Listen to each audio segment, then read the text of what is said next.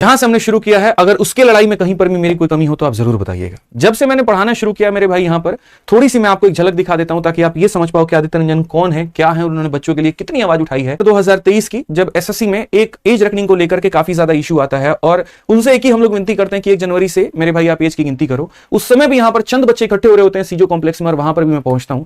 पहुंचने के बाद में जब यहां देख रहे होते हैं बच्चों के साथ में, तो ये सारे हमारे ऑफलाइन के स्टूडेंट थे, कुछ हमारे ऑनलाइन के भी थे और उनके साथ में मिलकर के हम लड़ाई भी लड़ते हैं, वहां पर एसएससी के सामने धरना भी देते हैं। और ये मेरे जीवन का पहला ऐसा होता है जब कोई पुलिस मुझे डिटेन करके लेके जाती है। आप यहां देख सकते हैं कि किस तरीके से पुलिस वाले मुझे पहली बार डिटेन करके लेके जाते हैं। तो ये चीज मैं करने को तैयार हूं जिससे बच्चों के लिए फायदा पहुंचे, जिससे बच्चों के हित की बात हो।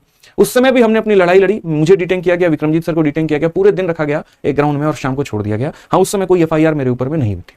फिर उसके बाद में बात आता है यूपी पुलिस के 2024 की जब पेपर लीक का मामला आया और उस समय सभी शिक्षकों के साथ लगभग मैं यहां पर लखनऊ जो है इको गार्डन वहां पर भी पहुंचा। सभी बच्चों के साथ मिलकर के हमने लड़ाई भी लड़ी और अंत में यहां पर एक जीत भी प्राप्त हुई। ये बात 2024 जीत दिलाई और सभी शिक्षकों के साथ में दिलाई। फिर वक्त आता है मेरे भाई यहां पर 2025 का, जहां पर सीजल 2024 के रिजल्ट की गड़बड़ियां आती हैं।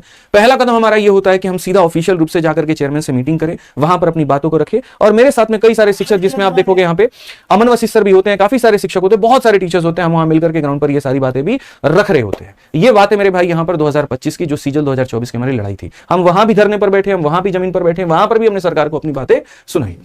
पूरी ईमानदारी से, पूरी निष्पक्ष तरीके से हम हर कदम पर बच्चों के साथ में लगे रहे।